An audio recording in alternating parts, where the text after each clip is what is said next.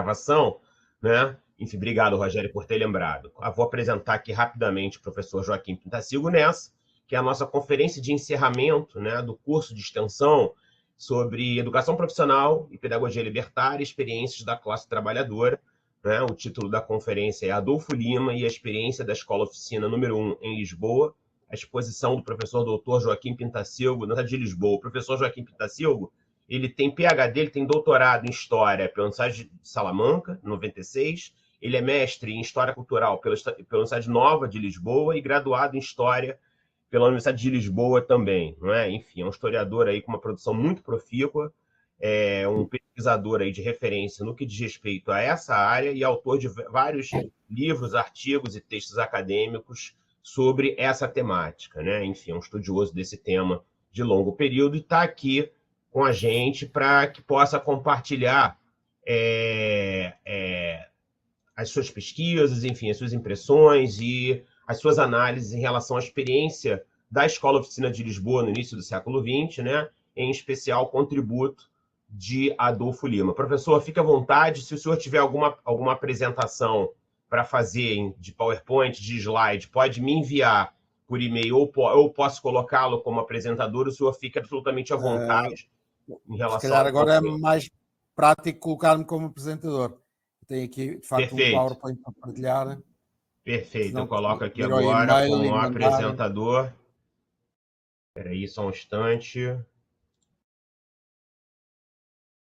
Pronto, o senhor agora é apresentador. É só clicar nesse botão azul com uma cruz que fica à esquerda da página, né? Aí o senhor pode carregar uma apresentação, compartilhar a sua tela. Também tem um botão aqui que tem uma tela, né? Tem um screen.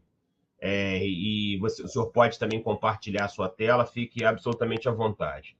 Não estou a ver onde é que é. O mais abriu aqui várias coisas, mas não diz Isso, compartilhar aí tela. carregar a apresentação, ou então no botão que tem do lado da câmera, do lado do botão da câmera, do lado do botãozinho Sim. da câmera na parte de baixo, Compartilhar a tela, tem sim. compartilhar tela, tá? O senhor fica Já à vi. vontade, Vou da melhor ver forma. se funciona.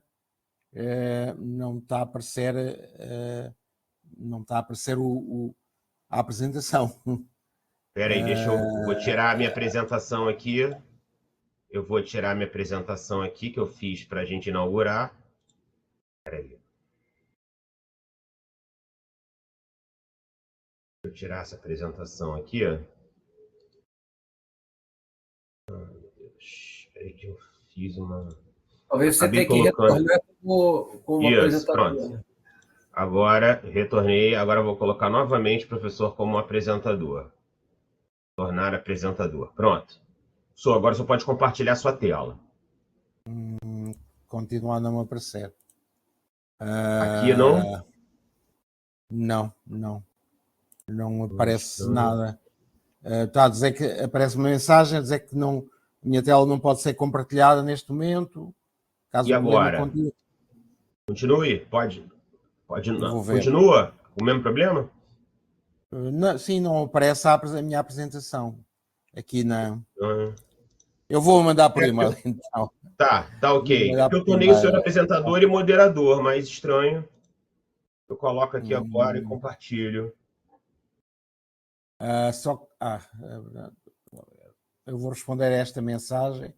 Perfeito. E onde é que isto? Alexa Fecheiro. Trabalho.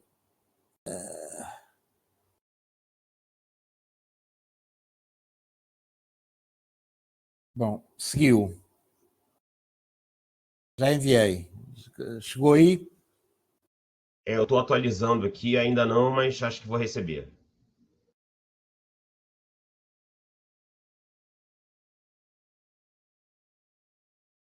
Talvez por WhatsApp fosse mais rápido. Não, o WhatsApp não consigo agora. Tenho isto aqui no computador. Recebi.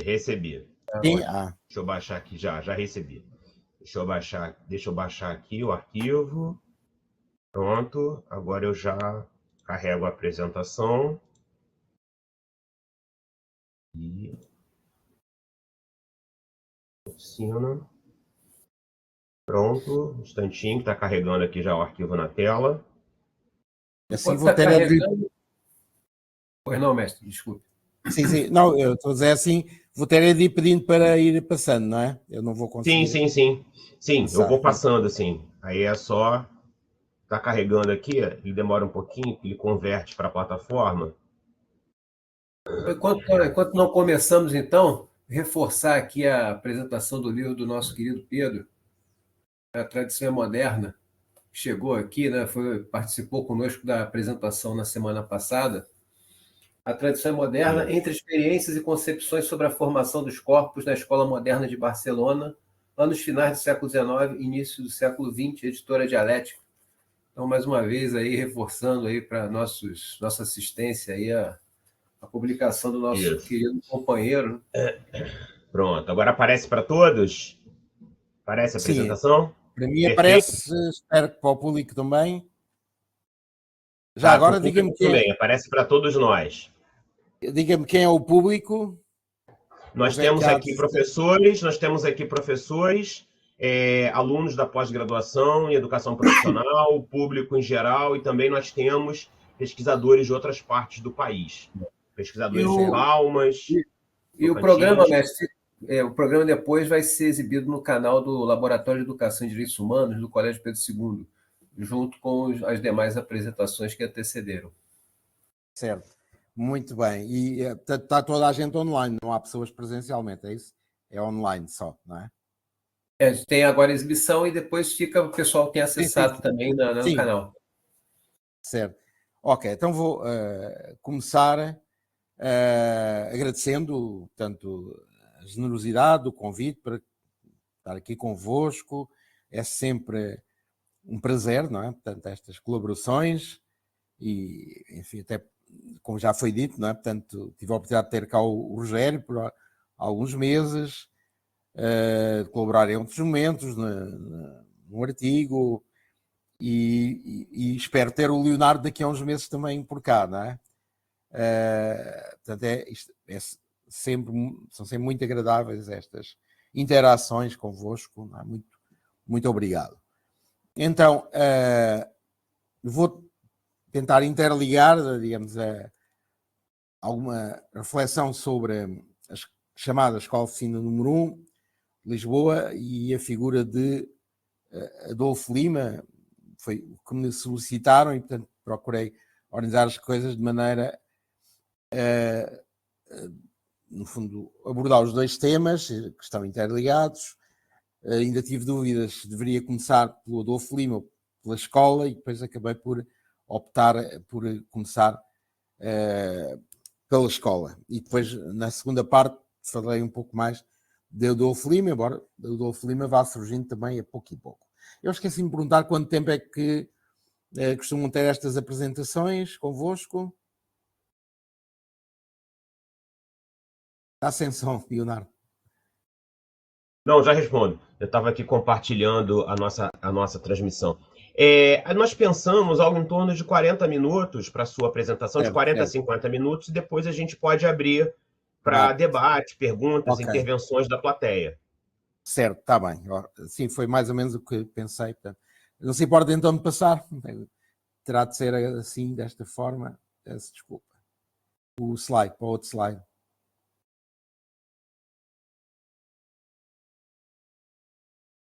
Ok, então, introduzindo um bocadinho o tema, e para quem não conhece, aí no Brasil é natural que não seja, digamos, uma experiência tão conhecida.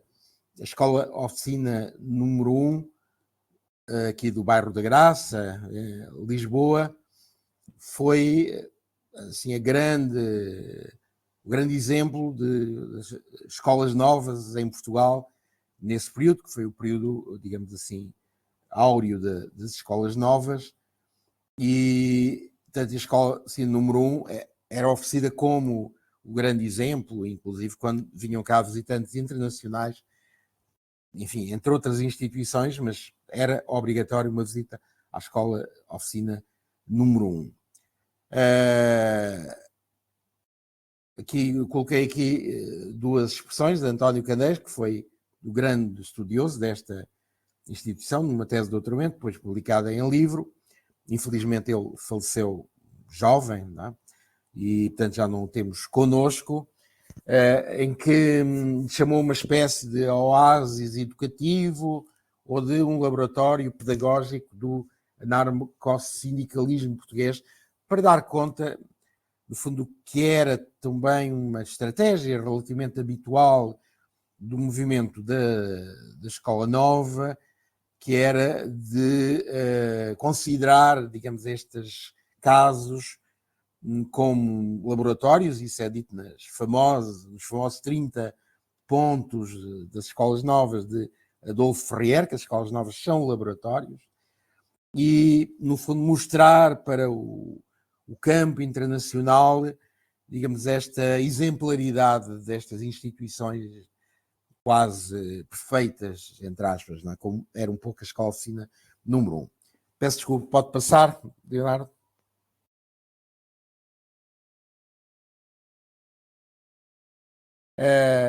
Coloquei aqui uma citação tirada dos relatórios do Conselho Escolar da Escola de Oficina número 1, publicado pelo António Candeias, que procura sintetizar, digamos, o que é o espírito, o que é o ambiente da escola, particularmente para quem a visita de fora, não é? Quando se diz que choca e provoca surpresa agradável, é sobretudo a atmosfera de justiça, de liberdade e de alegria que se respira em toda a escola.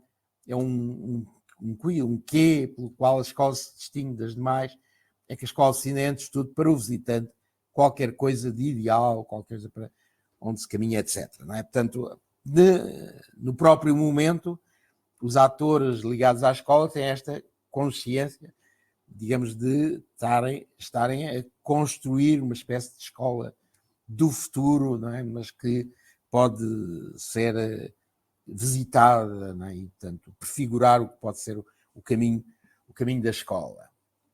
Pode passar, se faz favor, Leonardo.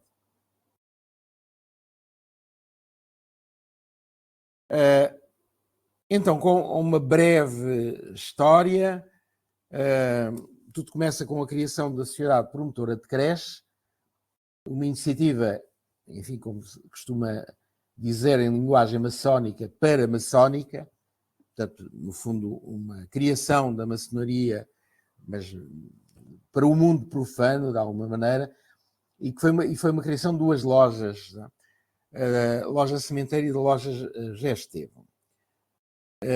São elas que assumem a construção do edifício, o atual edifício, que vocês viram no primeiro slide, uma fotografia antiga e uma fotografia atual. Foi construído no final do século XIX, entre 77 e 78, inicialmente destinada para creche, e depois só no início do século XX é que, enfim, há uma opção diferente e avança-se para a criação da escola-oficina. Hoje o edifício existe, infelizmente neste momento não pode ser visitado, ele está em obras, continua a pertencer à Sociedade Promotora de Creche, ou seja, neste caso ao Grande Oriente Lusitano, não sei o fim a que se destina. Em todo o caso, enfim, é um dos nossos mais importantes lugares de memória, né, da educação nova, e com os meus alunos faço com alguma regularidade visitas, quando era possível visitar, né? Visitávamos também o interior do edifício. Neste momento só podemos visitar o exterior para lembrar, digamos assim, estes tempos de ouro da educação nova. A sociedade foi mudando de nome, digamos, o nome que mantém atualmente é esse nome que está aí, que foi dado em 1913, Sociedade Promotora de Escolas.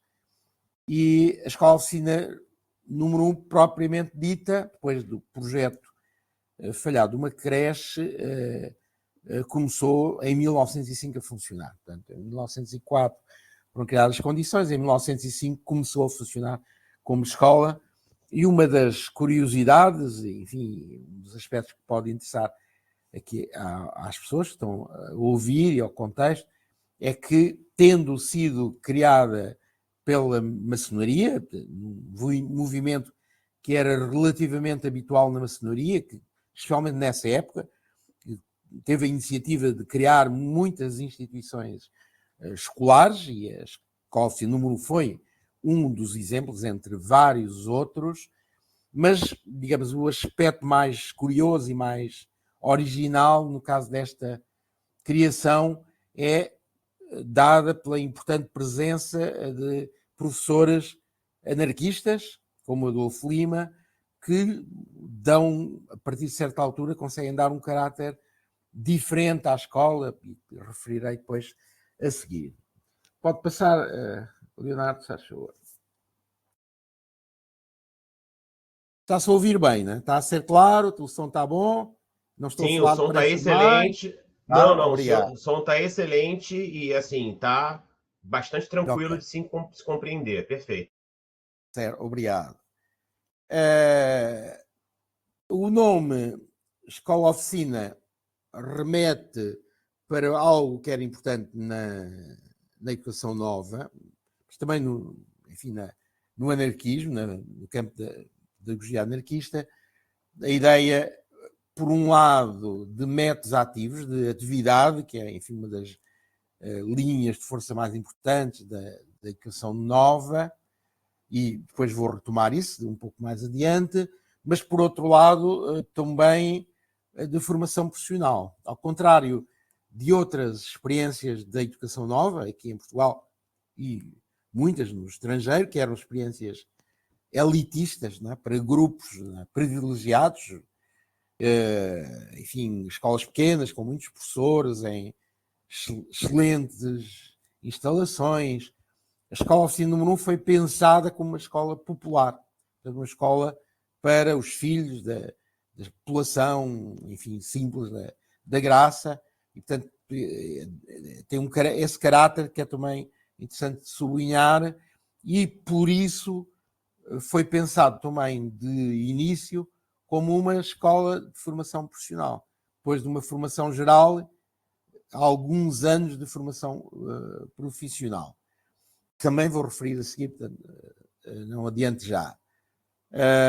E uma escola que aqui se chamava, particularmente a partir de um outro educador, que é o António Sérgio, escolas de continuação, digamos, eram escolas primárias com mais anos, com um percurso mais longo, e que incluía essa preparação para o trabalho. O curso da Escola Oficina chegou a ter 8 anos, no máximo, ele foi de 6 anos cada fase, e enfim, o período máximo em termos de duração do curso foi de 8 anos.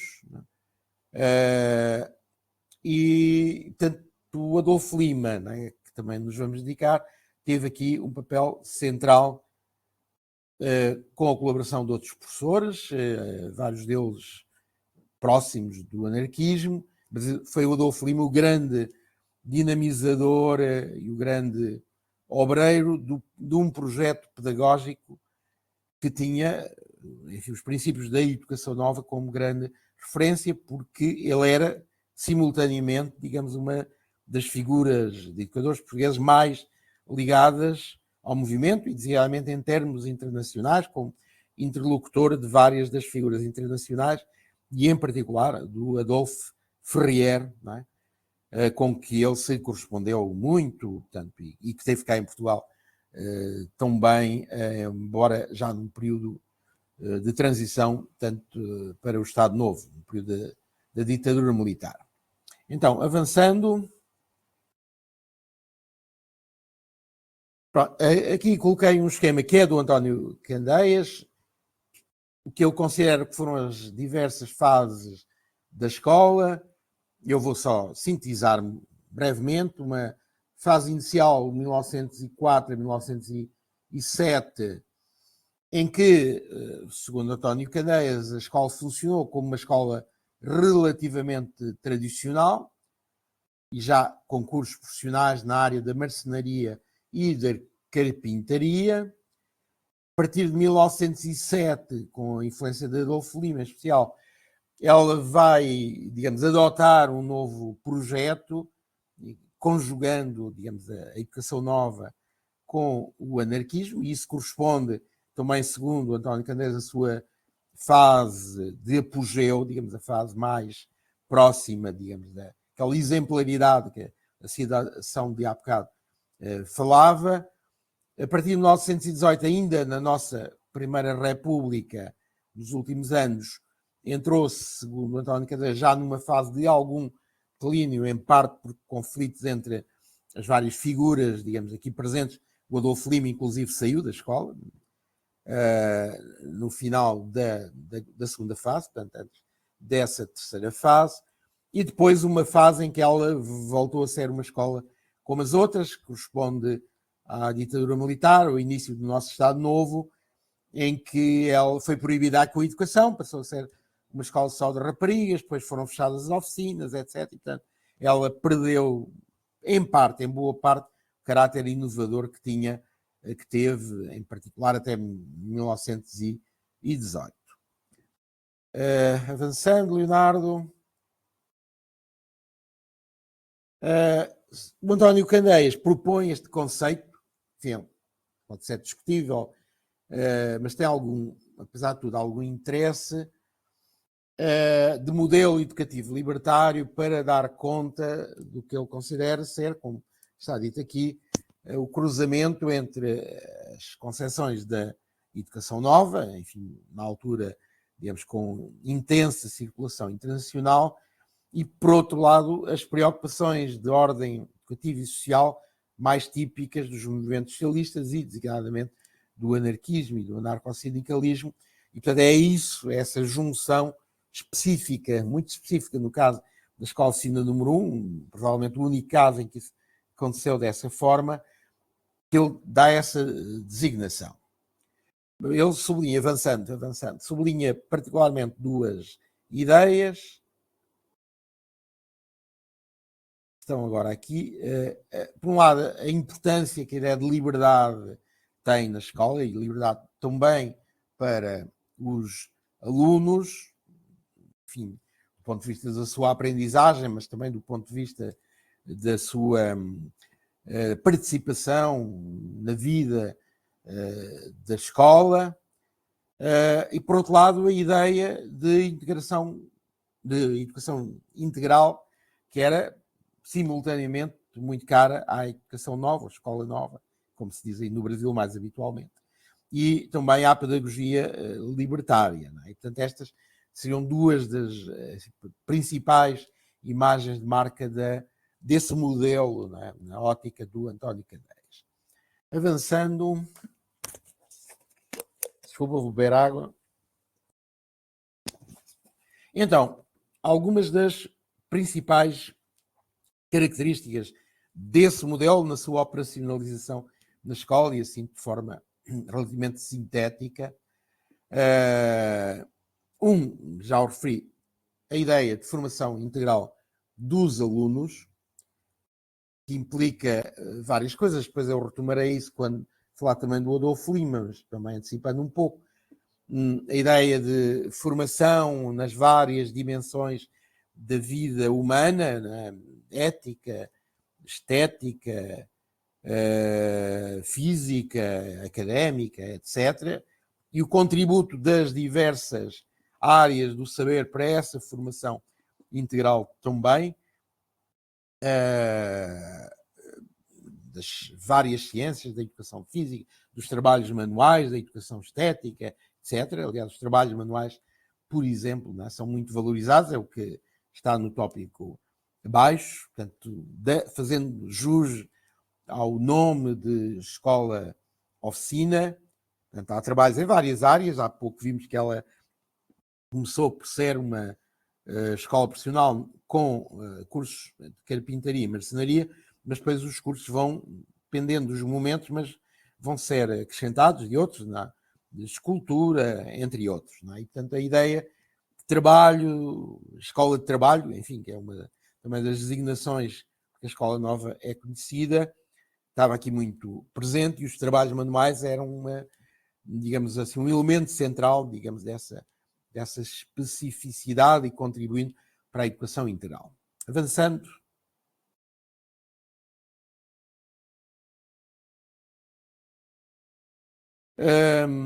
Pronto, o contributo das várias áreas, que há pouco já antecipei-me ao que estava neste slide. As ciências, por exemplo, as ciências da natureza são muito valorizadas. O irmão do Adolfo Lima, António Lima, é o professor de ciências da escola. A sociologia é lecionada pelo próprio Adolfo Lima, portanto, ele considera que é a ciência social mais importante e que conjuga outras, a história, a antropologia, etc. Portanto, a sociologia tem aqui um papel central, mas também, como é típico das escolas novas, a educação física. A escola dedica-se muito também à educação física, às línguas estrangeiras, o francês, nessa altura, e depois às disciplinas de caráter profissional. E temos várias fotografias, está aqui colocado uma das oficinas de carpintaria, e que hoje ainda havia na própria escola, não sei onde é que esse espólio se encontra agora, vários produtos do trabalho dos alunos, designadamente na área da escultura.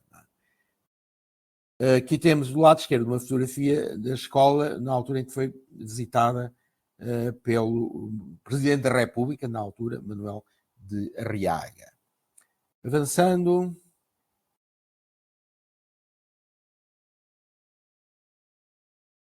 Mais algumas fotografias, neste caso uma dando conta dos membros da Solidária, que era a Associação de Estudantes, na concretização de uma prática também muito habitual nas escolas novas, o chamado self-government, que também é teorizado em Portugal, enfim, para além dos textos internacionais que existem sobre essa prática. Por exemplo, António Sérgio publica em 1915 um livro intitulado Educação Cívica, que é fundamentalmente centrada no self-government. Faria de Vasconcelos, no relato da sua escola nova da Bélgica, onde apareceram no prefácio pela primeira vez os 30 pontos do Ferrier, também relata práticas de self-government. E aqui, na escola de ensino número 1, particularmente o Adolfo Lima, dinamizou a criação da Associação de Estudantes. Existiram noutras escolas também, no Liceu Pedro Nunes, na Escola Normal, etc. Mas aqui a da Escola de Oficina foi talvez a teve mais visibilidade e, como se vê pela fotografia, nelas participavam tanto rapazes como meninas. E estamos a falar de uma escola primária, embora com um curso relativamente longo. Não é? À direita é um cartaz da tal sociedade promotora, que é a dona, digamos assim, era e é a dona da escola. Avançando, Leonardo.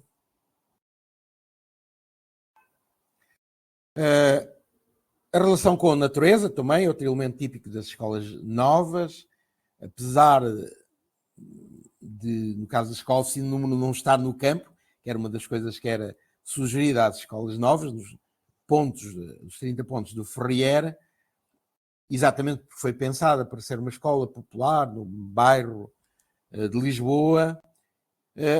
O edifício, este tal edifício, construído no final do século XIX, tem um quintal relativamente amplo.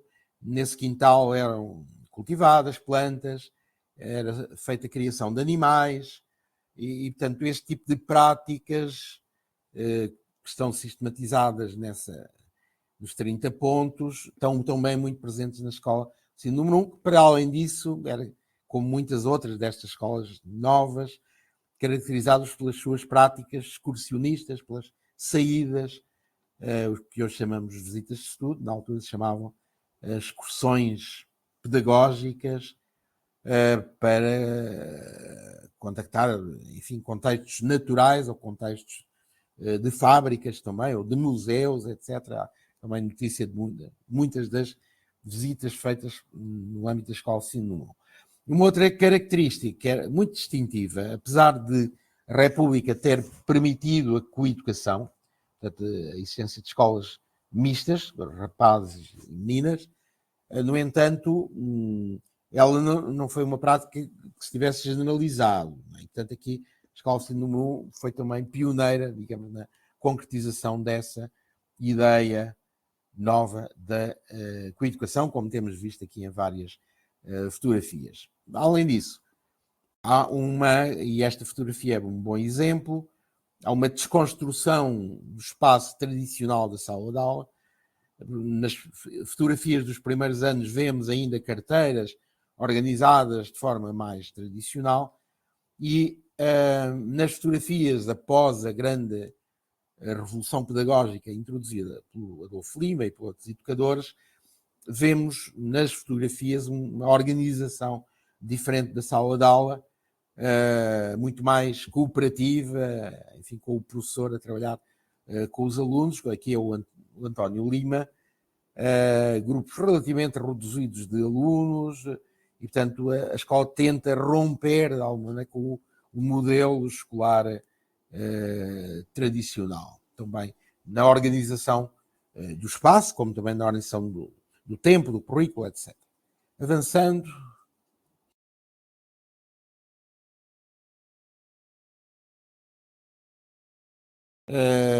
Uma das coisas, por isso, né, e por ser uma escola oficina e pelo trabalho estar muito presente, como já disse,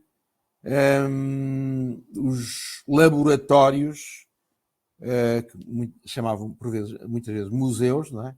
Mas tinham essa função de trabalho dos alunos, né? Aqui nas áreas científicas, enfim, a parte depois das oficinas, que também já vimos uma fotografia onde se concretizavam as lições de coisas, os métodos ativos, enfim, das grandes ideias das escolas novas, estão aqui presentes também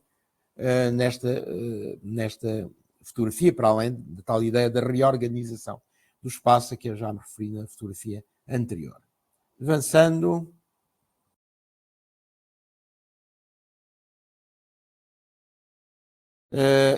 Como era também habitual nas escolas novas, havia, e nós temos notícias disso, porque a Escola de Oficina número 1 publicou 2 jornais, os jornais dão conta, enfim, do que a escola vai fazendo, não é? Realiza, digamos, nos trabalhos manuais, os alunos fazem muitas obras, não é? E depois elas são expostas, em particular no final do ano letivo, em exposições de trabalhos de alunos, abertas à comunidade, abertas também aos atores políticos, educativos, etc., que nessa altura se deslocam, portanto, à escola para, no fundo, ver as maravilhas que foram produzidas pelos alunos. É uma das formas, no fundo, de divulgar o trabalho da escola e de trazer, digamos, as pessoas à escola e trazer o apoio, digamos assim, político e pedagógico, não é, para esse, digamos, caso, digamos, de uma escola bem alternativa, não é, mas que se procurava, como disse, apresentar como exemplar. Avançando. Pronto, então agora vou passar para a segunda parte, creio que em termos do tempo a coisa está equilibrada, que é dedicada, digamos, aqui à figura central desta renovação da Escola de Ensino número 1 e digamos, da sua colocação como escola laboratorial, exemplar, etc., e que se oferece ao campo educativo nacional e internacional, que é a figura de Adolfo Lima. Adolfo Lima, ele tem formação em Direito, como muitos outros atores. Há muitos atores educativos neste período que não têm formação em educação, não era uma formação, digamos, habitual. Por exemplo, Faria de Vasconcelos foi para Bruxelas para fazer essa formação e, portanto, o Adolfo Lima, como muitos outros, era advogado e trabalhou como advogado e em áreas do direito no início da sua carreira, entre 1900 e 1910, portanto, cerca de 10 anos.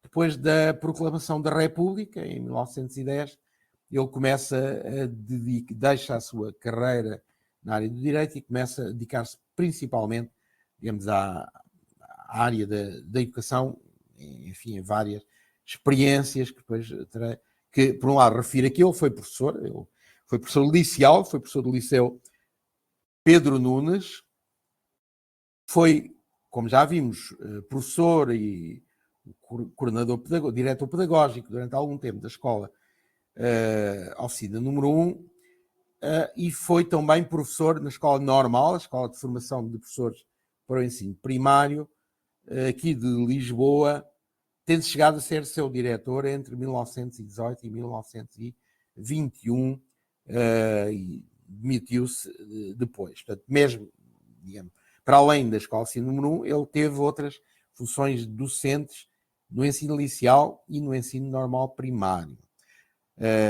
Que era habitual em muitas outras figuras da época desdobrarem-se por estes vários trabalhos educativos que são um bocadinho diferentes da que é a nossa hoje. Avançando. E, além disso, o que era uma coisa também que acontece com muitos outros atores educativos do momento e, de alguma maneira, nos surpreende, ele colabora com várias outras entidades e está presente em vários outros contextos. Não é? Ele é um dos principais dinamizadores da principal associação ligada à pedagogia da época, que se chama Sociedade de Estudos Pedagógicos. Edita uma revista no período republicano. Eu tenho alguns textos sobre esta sociedade. Colaborou com a Voz do Operário, outra importantíssima instituição que vem do final do século XIX. É uma associação de beneficência e de instrução que começou por ser um jornal, depois foi criada a associação, e ainda no final do século XIX foram criadas escolas.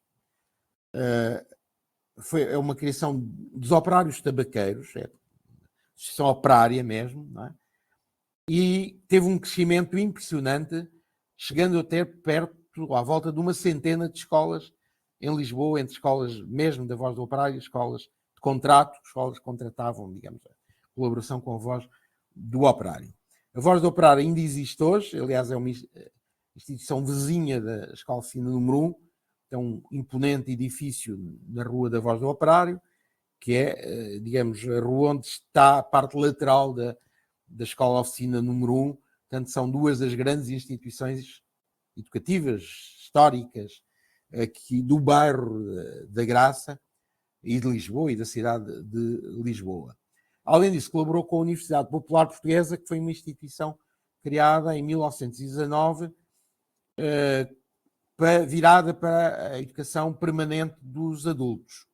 Não era uma universidade no sentido habitual, era uma universidade que promovia, como outras que existiram no período, com esse nome ou de universidades livres, fazia conferências, cursos livres, concertos, visitas de estudo, etc., museus, publicações, etc. Portanto, era uma instituição na área do que na época se chamava a vulgarização cultural e científica.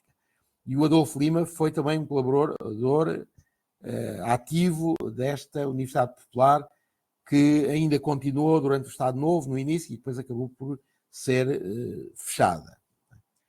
E, portanto, estamos aqui confrontados com um intelectual multifacetado e que se desdobra em colaborações diversas, em áreas diversas, todas de alguma maneira ligadas à educação, associações, universidades populares, escolas várias, etc. Umas mais elitistas, outras mais populares. É, digamos, impressionante a capacidade destas figuras da época, não é? Intervirem e depois escreverem muito em revistas, por livros, como o Adolfo Lima também fez, porque foi autor de vários livros e colaborador de muitas revistas e o editor de uma revista que é a Educação Social. Foi uma revista importante nos anos 20 aqui em Portugal também. António Guimarães chamou-lhe aristocrata anarquista, não é? Não tanto pelas suas raízes aristocráticas, mas pela sua postura ética no período, não é? Pelo seu rigor, não é? Um pouco pelo seu perfil mais, não é? Do que pelas raízes aristocráticas, a que ele nunca se referia de resto. Avançando. Professor, só uma pergunta. O nome da revista que também ele coordenou foi Educação Social, é isso? Sim, Educação Social, tá. sim. O senhor tem ideia do período, né, de circulação dessa revista? Creio que Década de 10? não, é 20, é dos anos 20, 1921, 24, agora não tenho aqui à mão, Ou mas é seja, no início dos anos 20, início dos anos 20. tá. 21, 22, 23, Se encerra antes do salazarismo, né? Antes da sim, ascensão sim, de Salazar. bem antes.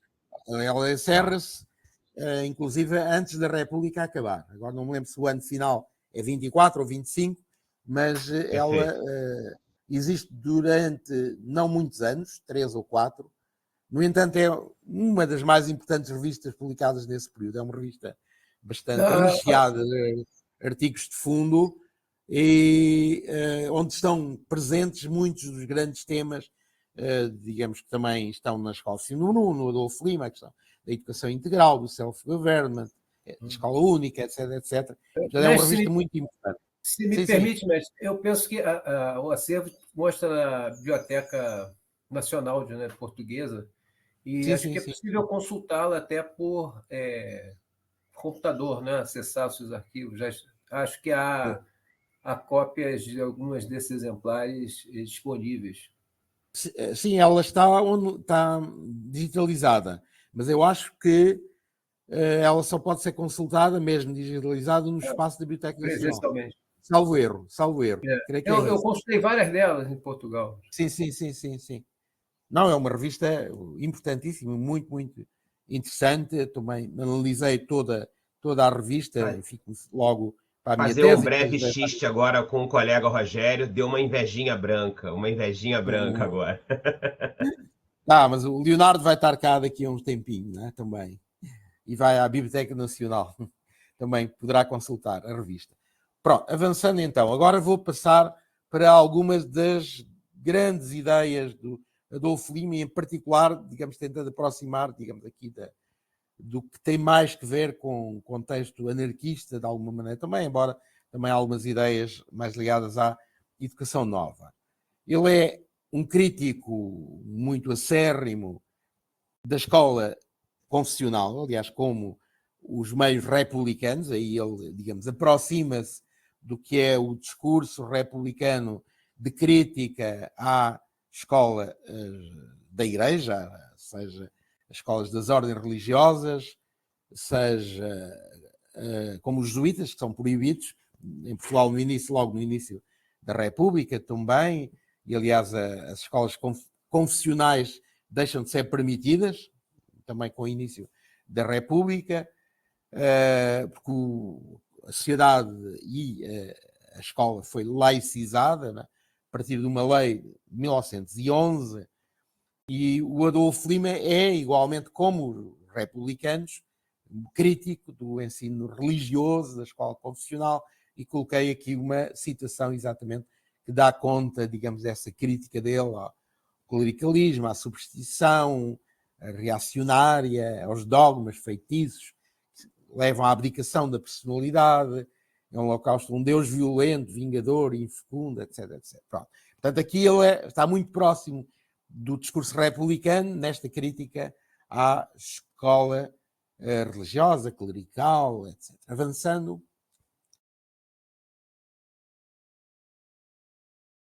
No entanto, ele é igualmente crítico da escola laica, que é a designação que a República lhe dá, né? Depois da laicização da escola.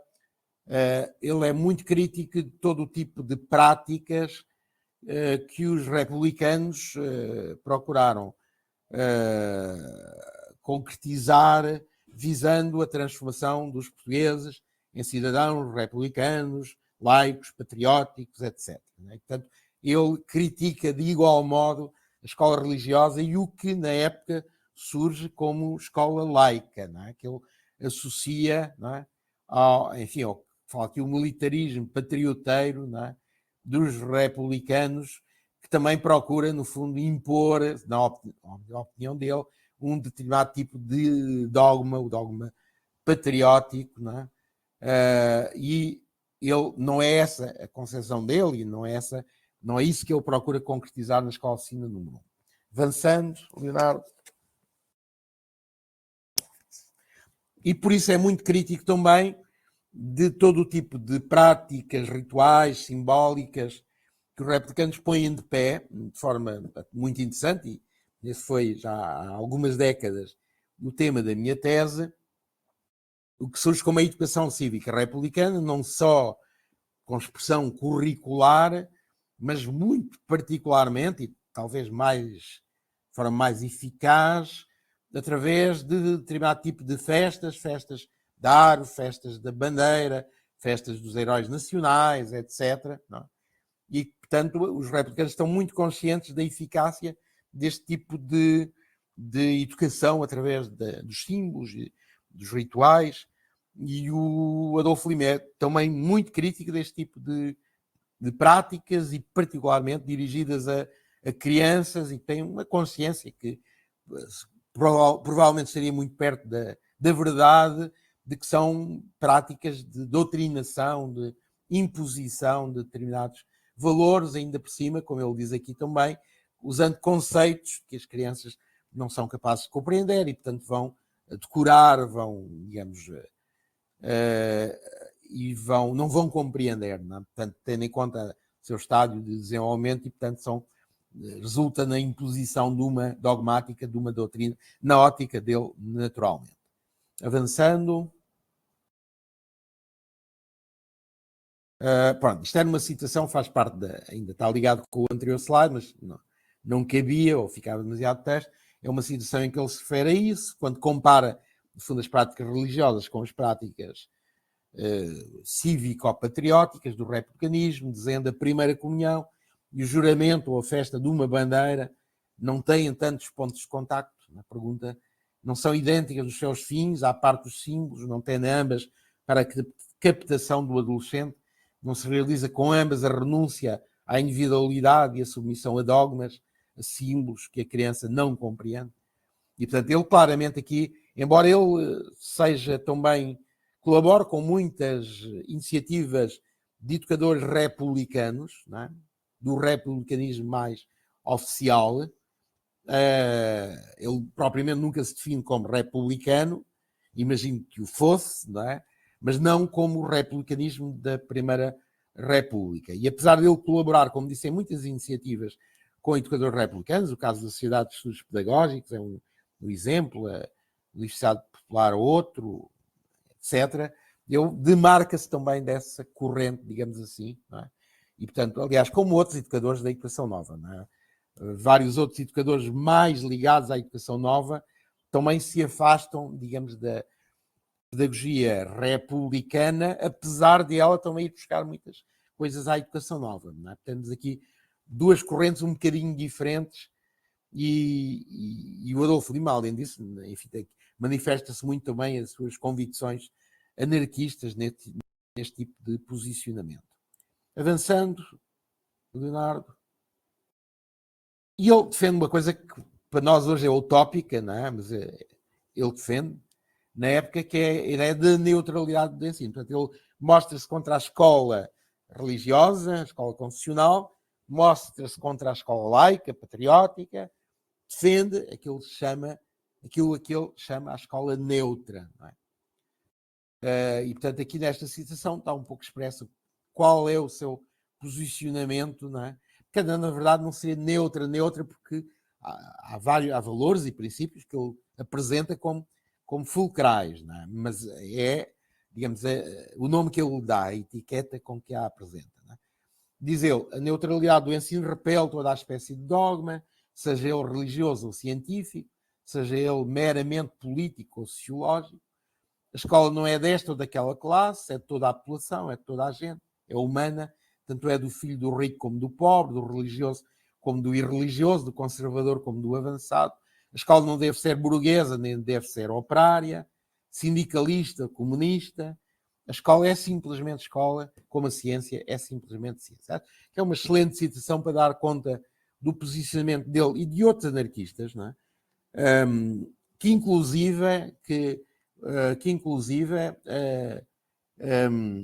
chegam a criticar as escolas anarquistas que pretendam doutrinar no sentido anarquista. Eu no texto que publiquei numa revista, que foi uma iniciativa do Rogério, coloquei uma citação outro dos anarquistas, que agora não me está a lembrar o nome, do jornal A Sementeira, salvo erro, a criticar as próprias escolas anarquistas quando assumem práticas doutrinadoras, né, do anarquismo. Né?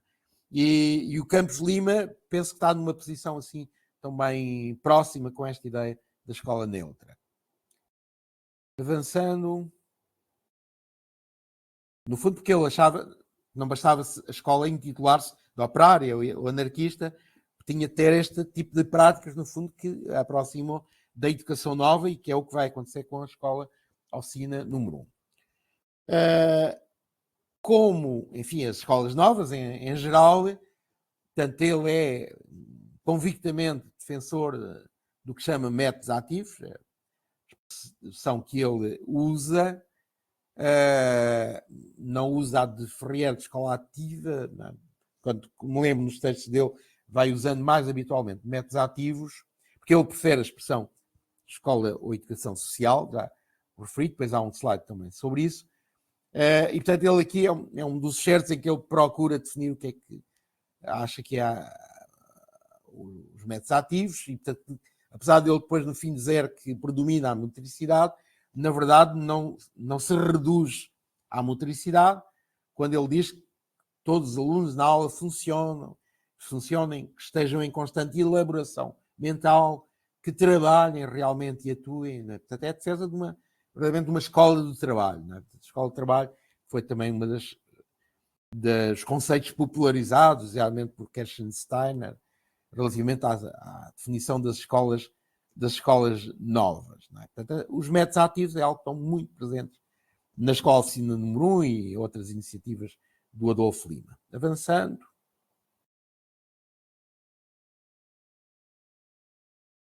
Pronto, esta é, enfim, já me referi de passagem, mas pronto, esta é uma das grandes ideias da educação nova, que é contrária às práticas doutrinadoras no campo da educação moral e da educação cívica, e já vimos como ele critica a educação cívica republicana, e o que ele defende na linha de vários autores internacionais, como Dewey, Kerstensteiner, Ferrier, que têm obras sobre isso, o que ele defende é o self-government. António Sérgio também propagandeia, como já disse no livro Educação Cívica, mas aqui ele prefere chamar autonomia de usos escolares. Portanto, a expressão que ele usa é autonomia de usos escolares para dar conta disso.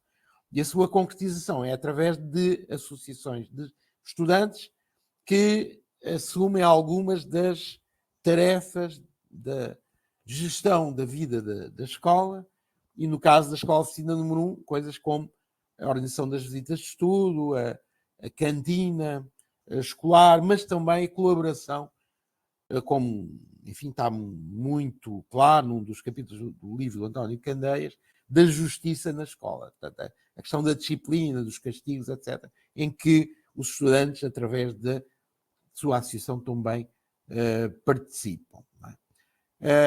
E que tem muito do espírito de Dewey, não é? Da questão, da ideia da escola ser um laboratório em miniatura, onde as crianças e jovens, no fundo, praticam a vida de cidadãos, não é? Futuros, não é? E aprendem a funcionar em democracia, vivendo em democracia na própria escola, vista como uma espécie de microcosmos. Não é? É muito essa a ideia do Adolfo Lima, como é do Faria de Vasconcelos, do António Sérgio, que propõe os chamados conselhos, não é? Para à semelhança, digamos, dos municípios, para essa vida democrática dos municípios, perdão, põe o nome, a designação de municípios escolares para essa vida democrática nas escolas. Não é? E, portanto, é como aqui o Adolfo Lima diz, para eles se exercitarem naquela vida ideal de emancipação e de liberdade, de ação consciente e convergente. Portanto, é isto que caracteriza a autonomia dos escolares, portanto, e como ele diz também, é um laboratório sociológico, é para exercitar a vida do futuro. Avançando.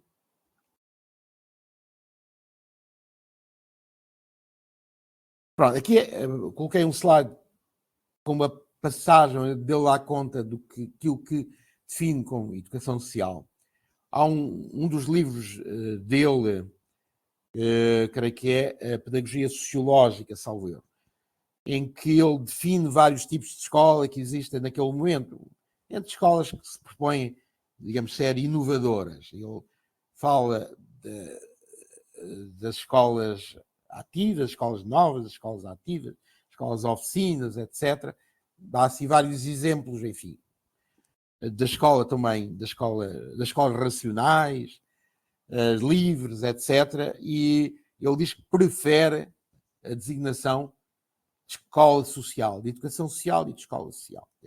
Portanto, ele dá conta que é a expressão que prefere pela razão que indica a seguir, porque significa criar e estimular o sentimento de simpatia e a ideia de justiça. E isto aproxima muito, no fundo, do anarquismo, das ideias do anarquismo, não é? Para com o seu semelhante. Criar, estimular e desenvolver as tendências e necessidades sociais, individuais e coletivas. Criar e desenvolver intensamente em cada indivíduo uma consciência de ser social, de ser que faz parte de uma coletividade e perante a qual tem deveres e direitos. É este, a nosso ver, o conceito mais largo e profundo de educação social. Enfim, são palavras, não é? Podemos questionar, digamos, e essa parte da obra é curiosa, não é? Pela maneira como ele se refere, digamos, às várias outras expressões, não as contestando totalmente, mas depois considerando no final que prefere educação ou escola social. Avançando. Portanto, eu já referi isso, mas portanto, é também uma citação dele sobre a ideia de educação integral, como já disse, muito presente na educação nova, como na pedagogia anarquista, e, portanto, consiste naquilo que já de alguma maneira defini, aqui nas palavras do Adolfo Lima, portanto, no aperfeiçoamento e educação de atividades fisiológicas, sentimental, intelectual e social, enfim, mas que depois tem uma finalidade realmente social, estar em harmonia com a progressiva dignificação do ser humano, a ser, enfim, uma interpretação socializadora, orientada para a humanidade, etc., para o progresso universal, e, portanto, é uma interpretação muito própria e que difere de outras interpretações da educação integral, porque outras correntes pedagógicas reclamam-se da educação integral. Eu trabalhei algumas correntes, por exemplo, ligadas ao catolicismo, e a ideia de educação integral também está lá, só que aí inclui a educação religiosa, católica, etc. Está aqui uma interpretação própria do que é a educação integral. Avançando. O tema da escola única é também um tema muito particular. É um debate que vai acontecer em Portugal mesmo entre o final da República, o período da ditadura militar e início de Estado Novo, e depois morre, que é o tema da escola única. A ideia de uma escola para todos, de forma igual, até uma certa idade, que ele aqui diz que são os 15 anos. E, portanto, a escola, a oficina número 1, propõe ser já essa escola única.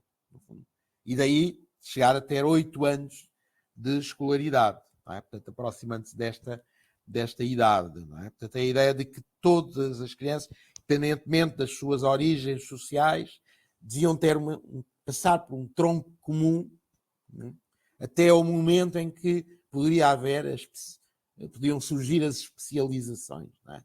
Profissionais, intelectuais, etc. E, portanto, a ideia de escola única é, digamos, uma das formas mais importantes de expressão do debate sobre a democratização do ensino, não é?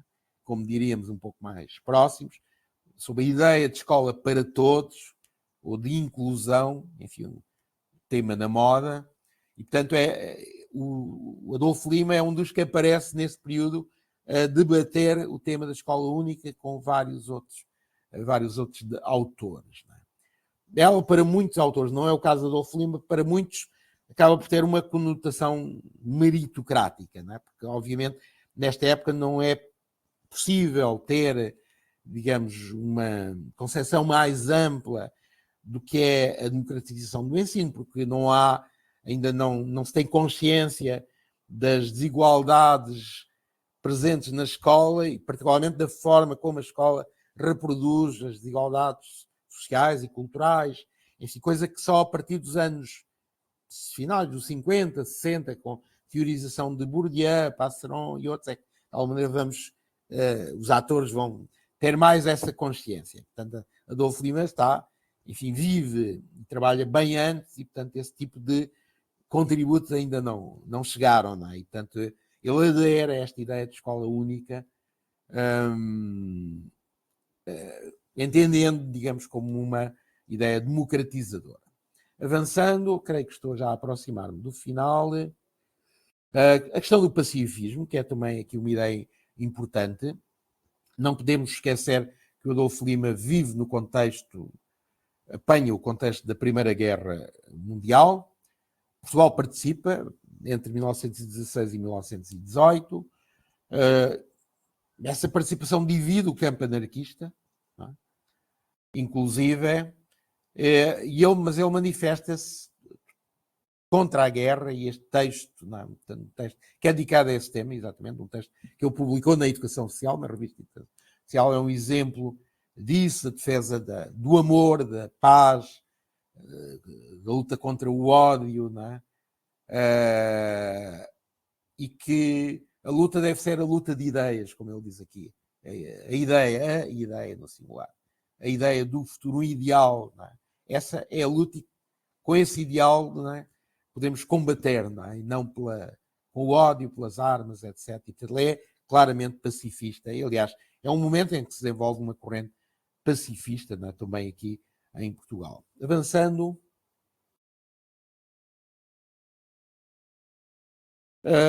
Penso creio que é o último slide, antes de considerações finais.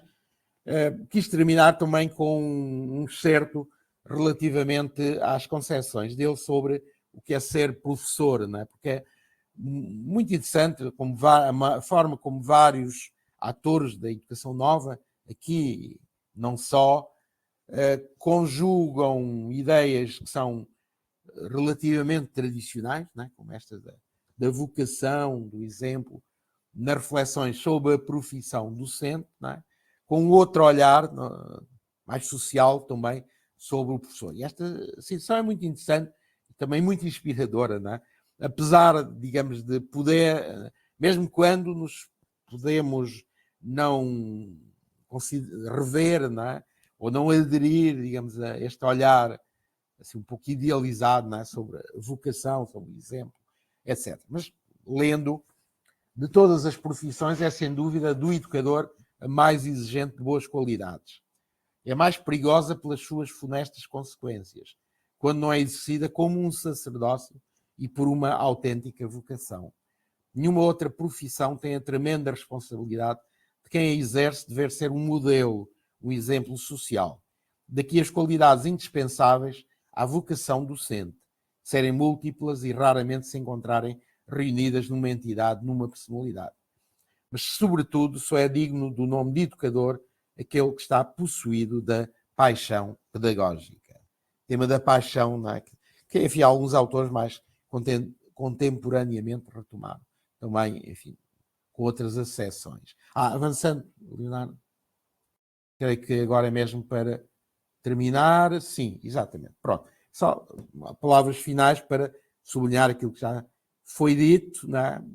Este exemplo, não é? De articulação, de conjugação entre princípios da educação nova e algumas das preocupações sociais do anarquismo, consubstanciados, por um lado, na figura de Adolfo Lima e, por outro lado, na experiência da Escola Oficina número 1, e, por outro lado, esta experiência, digamos assim, exemplar, digamos, laboratorial, que procurou antecipar o futuro, não é? Em que muitas destas ideias, de alguma maneira, ainda hoje, podem ser inspiradoras para nós. E termino. Muito obrigado. Acho que, enfim, mais ou menos dentro do tempo.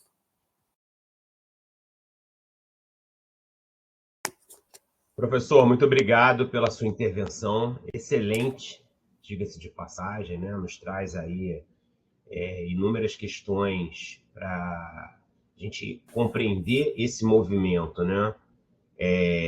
Eu não sei se o senhor vai concordar comigo, mas é um bom debate. Ainda que não concorde, é um bom debate, né? O movimento dessas escolas modernas e como isso influencia de alguma maneira em Portugal, embora a gente tenha que tomar cuidado, né? Eu já li muita coisa que o senhor escreveu e tomar cuidado em qualificar a escola oficina número 1 de Lisboa, né? Nos mesmos termos da escola libertária de Ferrer e Guardia, sem dúvida nenhuma, há uma aproximação evidente nessa intervenção, né? Nessa atuação do Adolfo Lima, né? À frente, nesse período, à frente da escola oficina número 1 de Lisboa.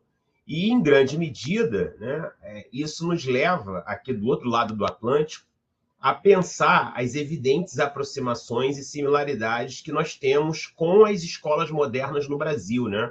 O Rogério, né, pesquisou de maneira muito feliz a Escola Moderna 1 e 2 em São Paulo. Eu também, mais recentemente, trouxe à baila aí a análise, né, trouxe à luz também a questão das escolas modernas, né, e a sua relação com a educação profissional, e a partir das ideias do Proudhon, um pouco daquela apresentação que eu fiz em Natal, quando nós nos encontramos em 2022. E aí, enfim, eu tenho algumas questões, o Rogério acredito que tenha também, e o nosso público, enquanto o senhor falava aqui, eu escrevia, mas vou falar, quem quiser, a gente vai abrir aqui alguns blocos de questões, de quem quiser se manifestar, levanta a mão e pode abrir o microfone, fiquem absolutamente à vontade. Então, eu vou deixar as minhas questões para o final e vou colocar aí, enfim, vou pedir para que o Rogério se manifeste, caso ele queira, enfim, ou alguma outra pessoa queira se colocar também. Leonardo, já agora peço para parar o compartilhamento, já para isso ficar agora mais... Perfeito, perfeito, eu vou parar aqui.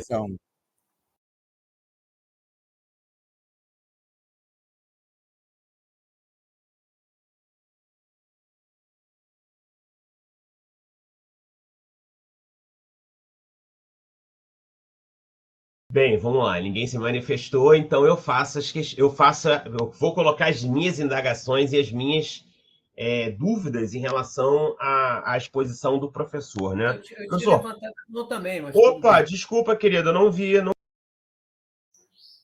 Ficou sem som, Léo, você. Perdão, querida, eu não vi a sua mão levantada. Então vai lá e começa. Vai. Não, agradecer mais uma vez, né, o nosso querido mestre Joaquim Ptacilgo, né, sempre disposto a colaborar, contribuir com a gente. E a apresentação, né, que ele faz da escola oficina, né, e mais especificamente da participação do Adolfo Lima, né, naquele contexto escolar, né, acho que proporciona ao nosso curso um grande final. Né? Mas queria fazer aqui, dividir, né, um pensamento, né, uma reflexão, e ouvir o que o professor Joaquim teria a dizer, que é a seguinte: essa palavra sementeira, né, ela é recorrente, né? Eu não sei esmiuçar, né, possíveis relações entre o jornal Sementeira, né, o jornal português Sementeira, e o hino à Sementeira, que era cantado, né, na Escola Oficina de Lisboa, né? Mas certamente, né, o conceito não é o mesmo, a ideia de semear outras formas de organização social e outras formas de distribuição do poder, né, ou de organização do poder, né, de maneira a enfatizar ao máximo possível a sua horizontalidade, né, o acesso a todos, né, a esse espaço a qualquer espaço decisório. Tem um livro, né, que eu consegui, né, quando em Portugal, mestre. Na verdade, é uma revista, né, Educação, Sociedade e Culturas, que traz aqui, né, entrevistas coletadas pelo Antônio Candeias, né, mais uma vez o professor Candeias influenciando aqui as nossas reflexões, e mais especificamente duas entrevistas, uma com um ex-estudante, né, o Emílio Santana, e outro com a Deolinda Lopes Vieira, né, professora também importante, né, da Escola Oficina de Lisboa, e tanto o ex-aluno quanto a ex-professora enfatizam a ideia, né, da busca do consenso, né, da não proibição, né, do diálogo, né? E então na direção desse esforço de compatibilizar, né, as necessidades coletivas com os desejos individuais, né?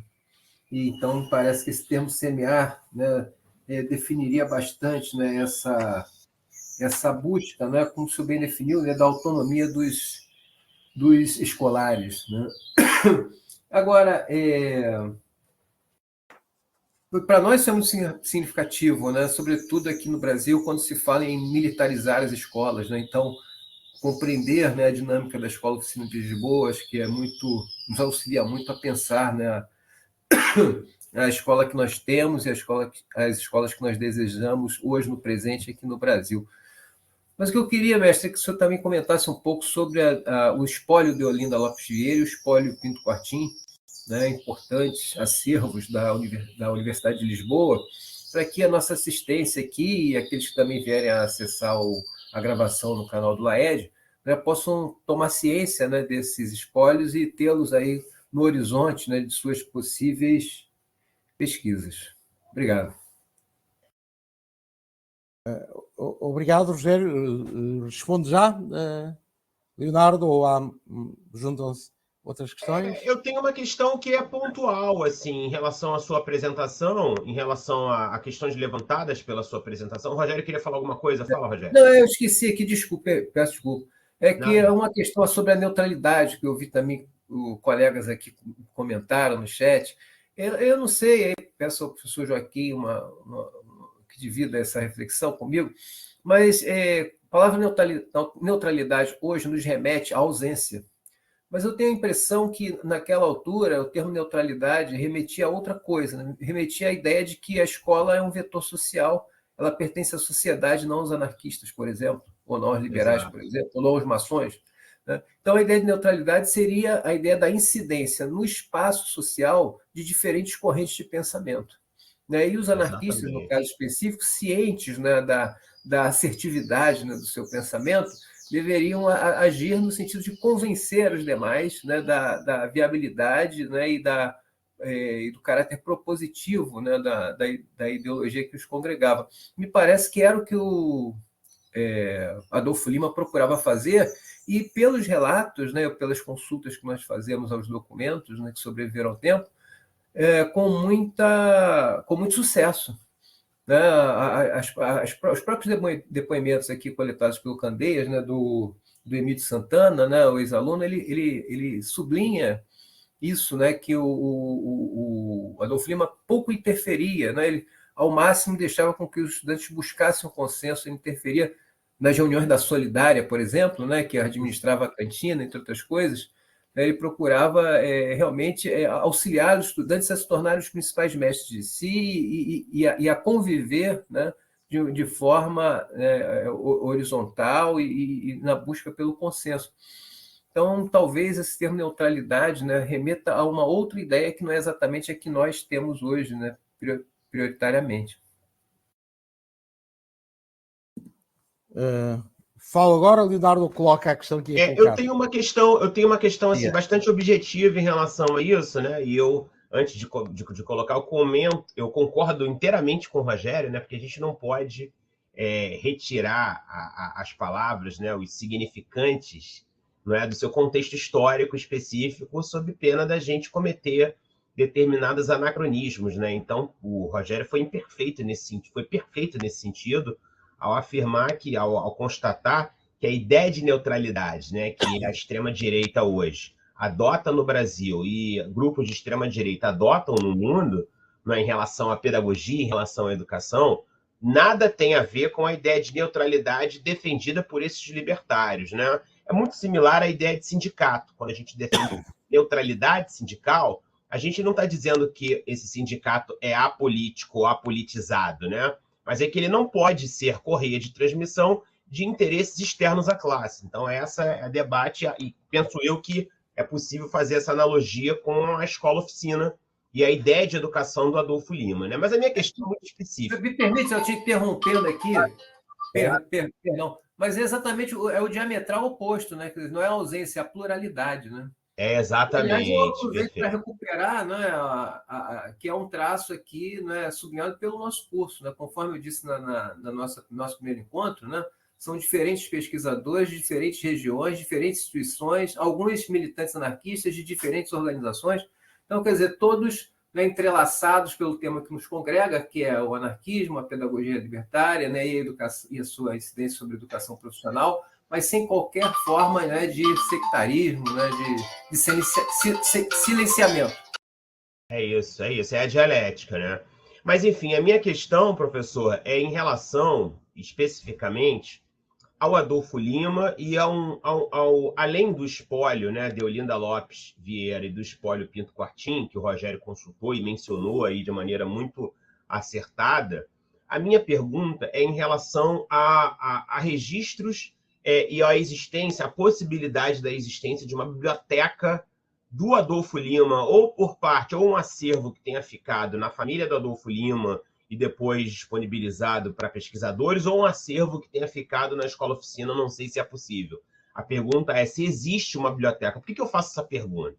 Porque fica muito claro as aproximações que o Adolfo Lima faz, né, com a ideia de educação integral do Paul Robin, né, com a ideia de educação integral, né, e de uma escola que tem que pensar as múltiplas habilidades da condição humana, tal qual pensada pelo Sebastião Fourré. Sebastião Fourré, inclusive, a ideia da Larouche, né, da colmeia, ela, inclusive, é contemporânea a esse período do Adolfo Lima na Escola Oficina número 1 de Lisboa. Mas o Paul Robin não. O Paul Robin é anterior, é um pouco anterior à experiência dele no orfanato Joseph Gabriel Prévost.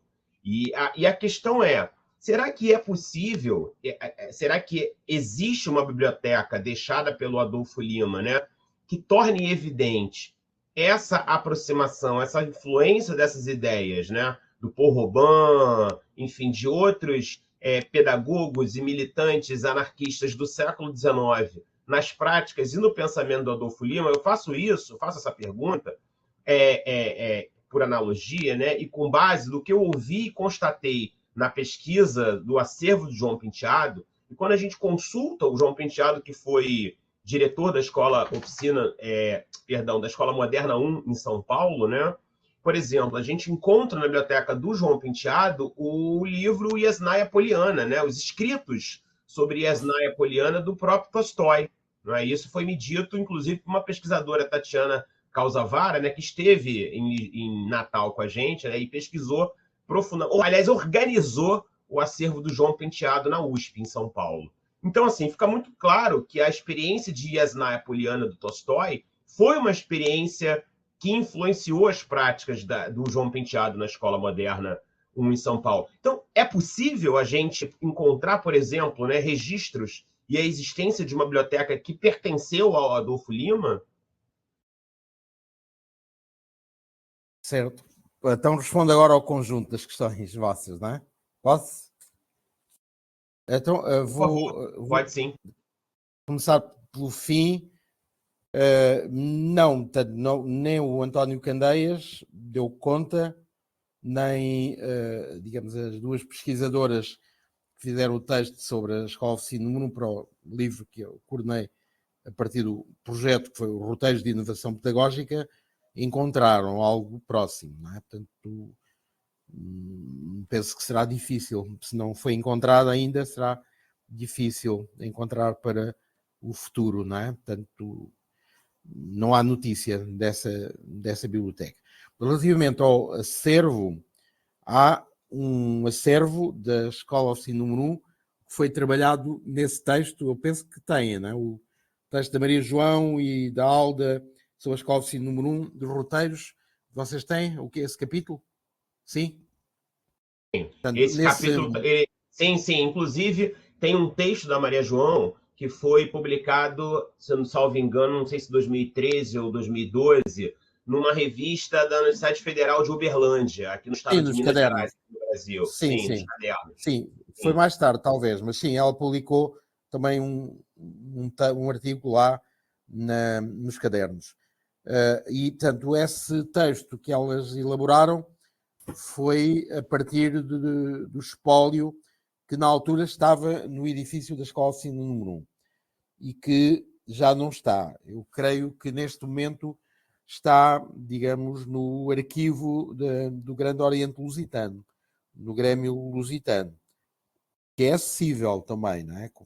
Solicitando-se autorização e digamos, inclusive eu conheço o atual diretor do arquivo, né, do Grêmio Lusitano, e portanto, quando o Leonardo estiver cá, se tiver interesse, é algo que podemos tentar, não é? Saber. Mas da biblioteca nunca tive notícias, portanto acho que é algo que não vamos conseguir saber, não é?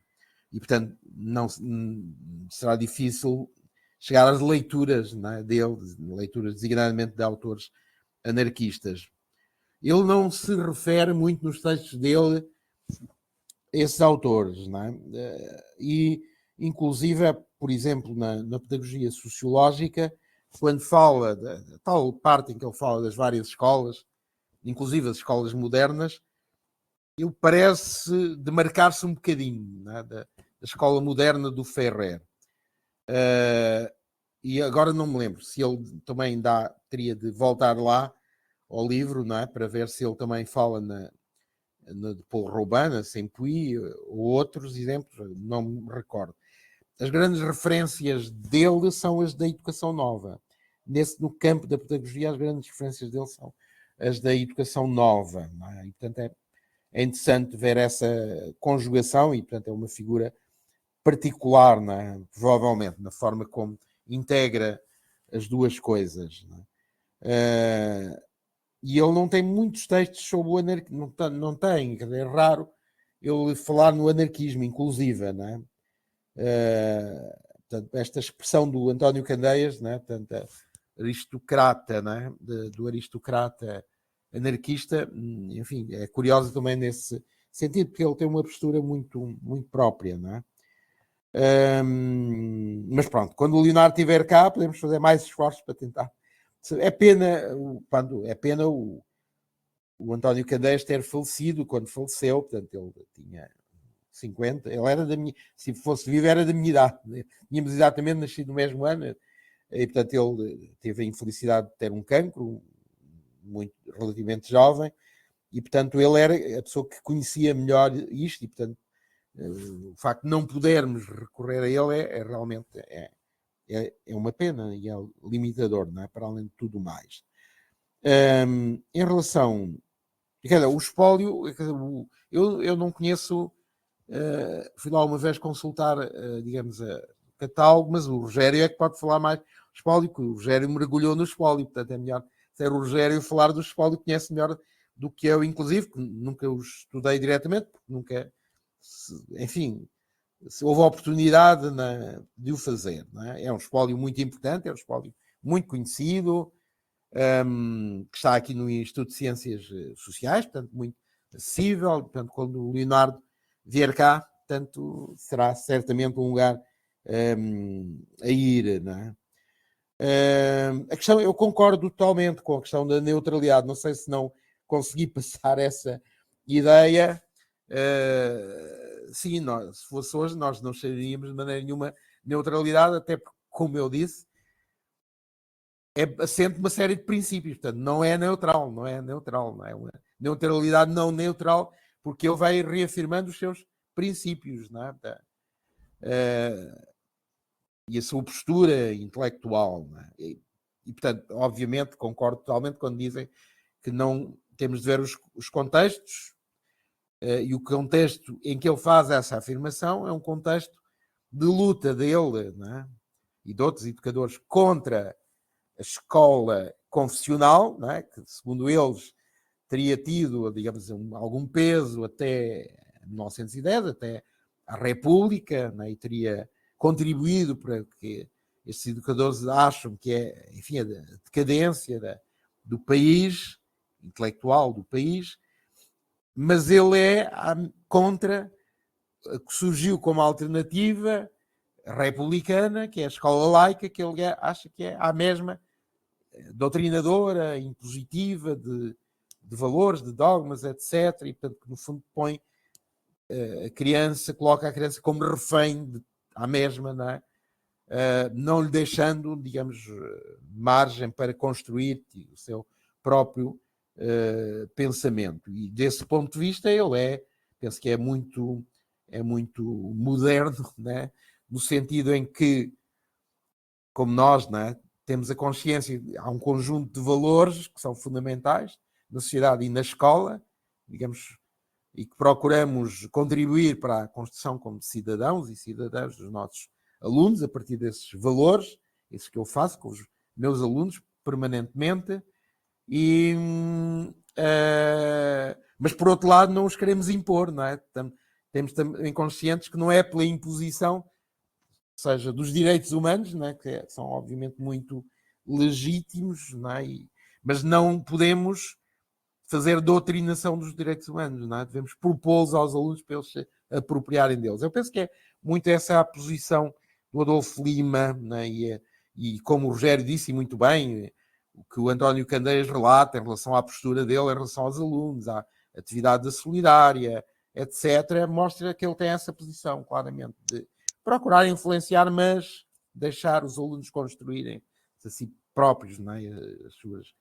as suas posições, etc. Portanto, aqui o termo neutralidade é um bocadinho enganador, mas tem que ver com a época. É um combate contra duas posições que ele acha que são doutrinadoras e procuram impor valores. Em relação ao republicanismo e à educação republicana, é um pouco a conclusão que eu tiro no meu livro sobre a formação de cidadãos, porque concluo que o projeto republicano, laico, de formação de cidadãos, que tem muitos pontos interessantes, não é? E, portanto, foi um objeto de estudo que eu adorei de ter estudado, mas está muito distante do nosso projeto hoje de educação para a cidadania democrática, global, crítica, etc, etc. Então, enfim, muitíssimo distante, não tem que ver com isso, e há claramente uma série de práticas que são doutrinadoras, pelo menos informalmente, como são as festas patrióticas, cívicas, enfim, o aproveitamento da história, dos heróis da história, etc. E, portanto, aí concordo também totalmente, não é? E, portanto, ele critica muito o projeto de militarização das escolas, que era um dos projetos republicanos, com os batalhões escolares, a instrução militar preparatória. Ele é muito crítico desse tipo de projetos em defesa da paz e que não entrem militares nas escolas, nem como professores, etc. Não é? Portanto, as duas entrevistas. Sim, as entrevistas são... Eu estava aqui, fui buscar, aliás, tanto o livro, já agora para o público. Rogério, no ecrã estou a vê-lo assim e não o conjunto. Houve aí qualquer mudança?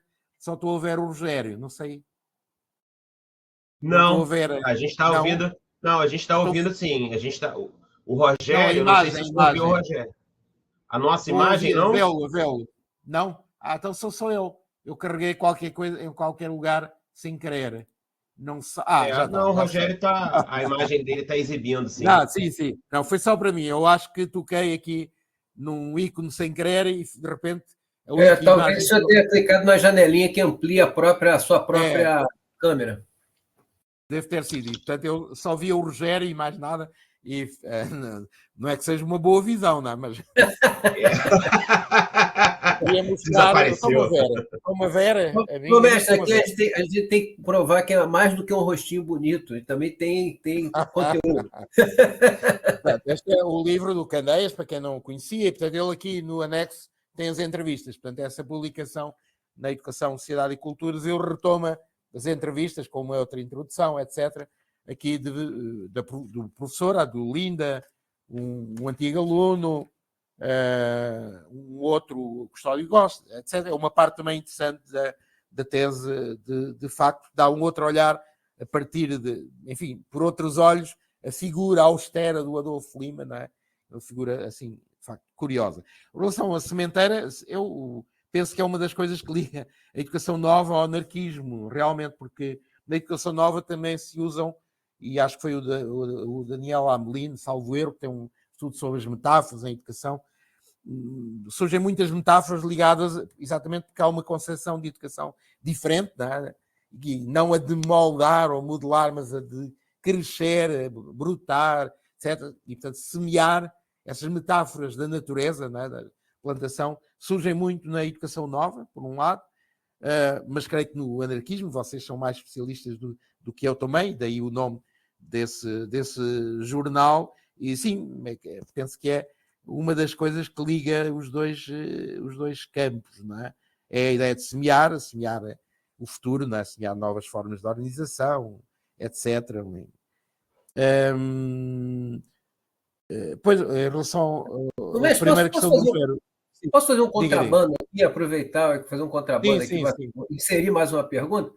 É que será que nesse semear, né, vamos chamar assim, né? Será que nesse semear intentado, né, por esses educadores, nem todos anarquistas, é verdade, talvez a minoria fosse, mas influenciados, né,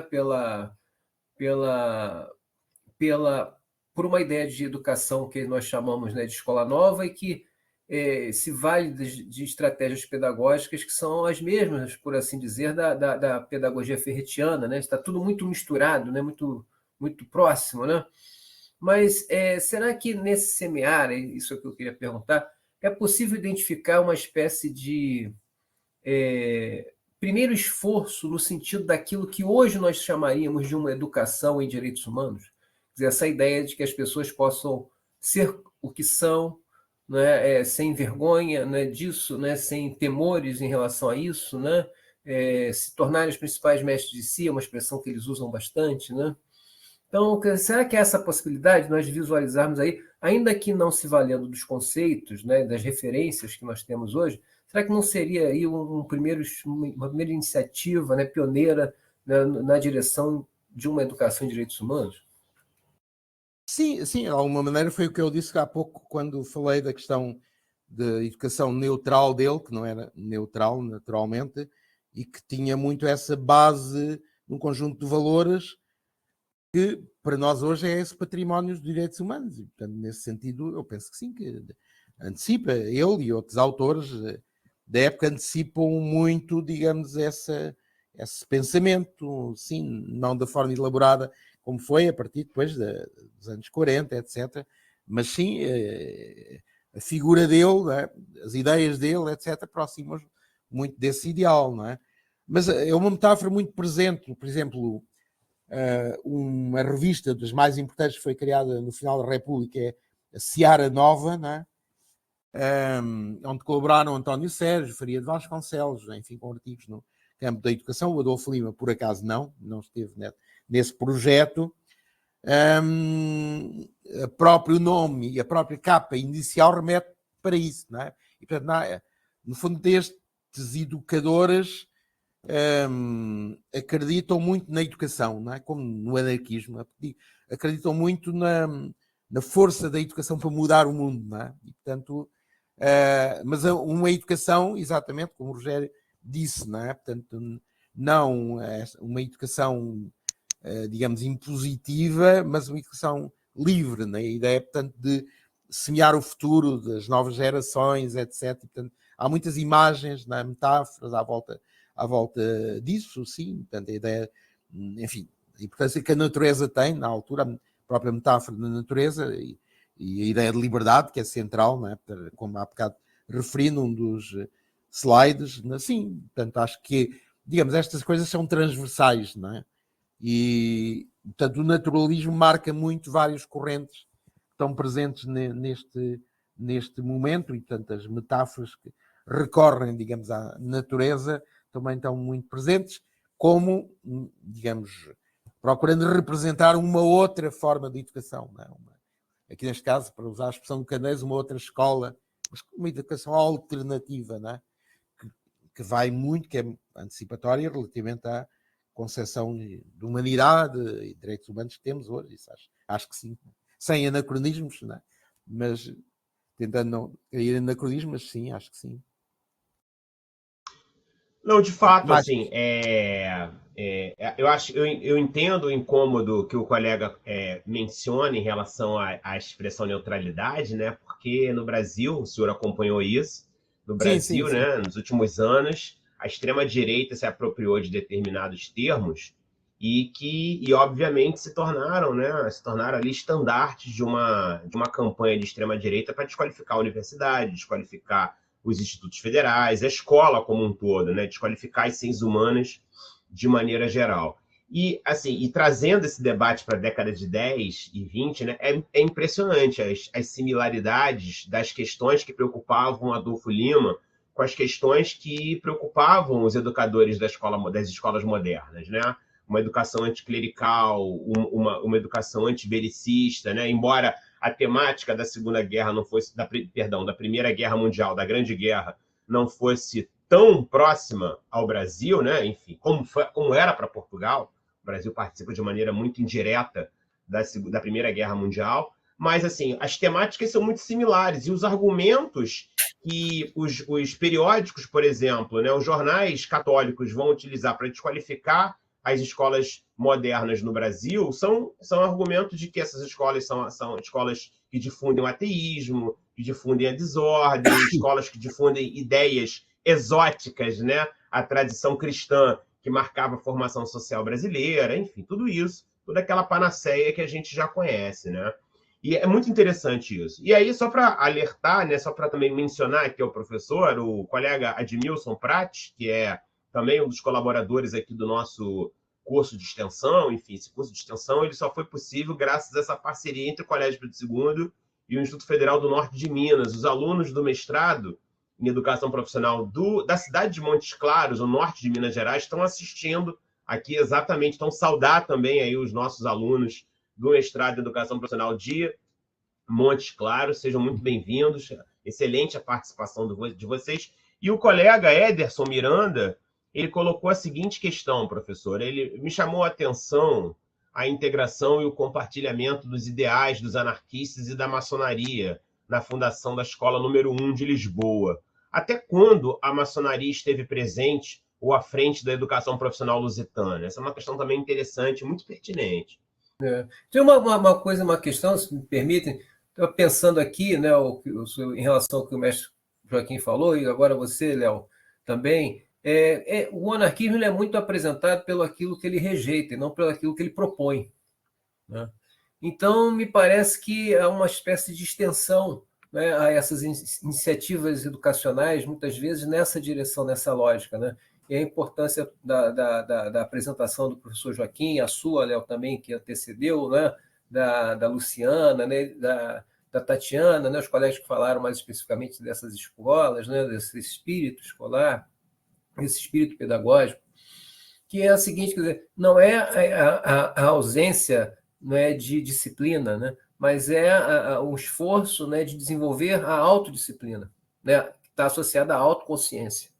Então, por exemplo, nos relatos da Deolinda, né, e desse já, né, um senhor, o Emídio, né, mas que foi, né, quando criança, quando estudou na escola oficina, eles chamam a atenção para o fato de que quando esses meninos e meninas circulavam, né, em contato com outros estudantes de outras instituições escolares, eles ficavam muito impressionados com a dificuldade de concentração, com o barulho, né, com a dispersão dos seus colegas. Né? Talvez porque no espaço da escola-oficina eles fossem diuturnamente, né, convidados, né, estimulados ao desenvolvimento dessa autodisciplina. Então, é uma perspectiva que aponta para uma direção de um outro convívio, né, de uma outra ideia de relação social, uma outra ideia de discussão, né, do que é uma comunidade, como cada um deve se conduzir nesse espaço comunitário. Né? Posso, então, respondendo às 2 ou 3 questões agora, mais recentes, a maçonaria foi muito interventiva no terreno da educação, não apenas da educação profissional, digamos assim. Creio que a única que esteja a lembrar neste momento experiência que tem que ver com a educação profissional é esta, da Escola Oficina número 1, mas a maçonaria foi muito interveniente na criação de instituições educativas na transição do século XIX para o século XX, entre as últimas décadas do século XIX e as primeiras décadas do século XX. Não é? Seja através de entidades paramaçónicas, como era o caso da Sociedade Propaganda, esta sociedade que criou a Escola Oficina número 1, seja através de educadores que eram maçons, não é? Como é o caso do Jardim Escola João de Deus, em que, digamos, o seu criador João Deus Ramos, filho do poeta João de Deus, era maçom. E, portanto, encontramos muitas iniciativas, digamos, dos dois tipos, né? Seja mesmo diretamente de órgãos da maçonaria. Uma das universidades populares, que é a Academia de Estudos Livres, por exemplo, foi também de criação uma loja maçónica, um asilo muito conhecido, não é? Também historicamente, que é o Asilo de Dom João. Hoje já não funciona como tal, existe, mas funciona como residência de estudantes. Era e é ainda, não é? Portanto, pertence do Grande Oriente Lusitano, e, portanto, estas décadas são umas décadas em que a maçonaria está muito presente, exatamente porque, digamos, há um ponto em comum, digamos, com o anarquismo, com a Educação Nova, esta enorme crença na transformação da sociedade através da educação. E, portanto, a maçonaria, quer dizer, o seu ideário tem que ver com isso, com as luzes, não é? Portanto, a propagação das luzes, e, portanto, na época, face enfim, aos altos índices de analfabetismo, à falta de escolas, enfim, de muitos tipos, não é? E, portanto, há iniciativas muito diretas de criação de escolas, de iniciativas de combate ao analfabetismo, etc, etc. Isso termina com o Estado Novo, porque o Estado Novo, numa lei de 1935, vai proibir as associações secretas, portanto, e ocupa a sede, o Grêmio Lusitano é ocupado, e, portanto, a maçonaria é proibida e muito perseguida no todo o período do Estado Novo, e, portanto, perde, digamos, praticamente não tem atividade ao longo desse período, exatamente por conta da repressão.